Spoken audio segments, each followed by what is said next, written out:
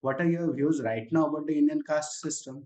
You will never have a complete absence of duffers, you see. Even, I suppose, after 100 years from today, you will continue to have people who believe in things like purity of blood. They'll say, we have this kind of blood, falana blood, and therefore we cannot marry into some other caste or something. The blood will become impure. Hmm? COVID came to teach them what blood really is. Or a road accident, the best teacher. When you require immediate blood transfusion, do you inquire into the caste of the blood donor? You will die. And then you, in fact, do not. Because you know in your own heart that all this is just sham. And your son is dying. And you say, please, please, please, get me B positive. You do not say, oh, I want only Brahmin or Kayast or Rajput B positive. You don't do that. Or do you do that? No. Then all these notions of superiority and purity of blood, they just vanish. The thing is, we all are people of mixed blood now. Think of your own lineage. Somebody in your line must have had a blood transfusion at some point in time. Either your father or grandfather or somebody.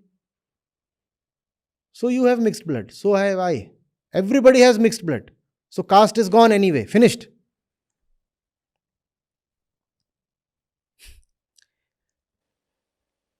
Even if you go to the scriptures, they are very clear. Very clear. Jayate Shudra. The one who takes birth is Shudra. The meaning is very clear. The body is Shudra. So there is no difference at the time of birth. Only the beast is born. And then depending on how you navigate through life, the kind of choices you make, the status of your consciousness is determined. How can caste be something that comes by birth? No. And you have already said that I have spoken on it. Yes, an entire Upanishad is devoted to this, Vajrasuchika Upanishad. The student is asking the Rishi, what is caste? And the Rishi, in the way of the Upanishads, the Rishis were very fun-loving people. They loved to kind of toy with the disciples. They said, please tell me, does the body have caste? Okay. Does the blood have caste? Does the bone have caste? What has caste? And the disciple is intrigued. No, all these things cannot have caste because these are just Panchbhut. How can that have caste? This is just soil. How can soil have caste? Okay, fine.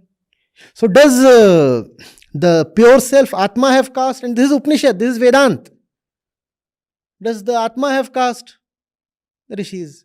And the disciple is again, the Atma is not even born, sir. How can it have caste? The Atma has no name, no form, no shape, no upadhi, no upma. How can it have caste? No attributes. How can it have caste? Rishi says, don't you understand then what is caste? Caste is an imagination of the mind. Caste is neither in the body nor in the self. It is just in the mind. It's an imagination of the mind. It's a mental construct. It's a man-made thing. It's a man-made thing that I doubt ever had any utility. And even if it had some dubious utility at some point, it has long outlived its utility. Drop it. Drop it right now. Full stop. But to drop it, you'll need to have self-knowledge. You'll need to understand why you held on to it in the first place. To drop something, you must first of all know why you were clinching at it for so long. Caste didn't come to us. We kept clutching at caste, didn't we?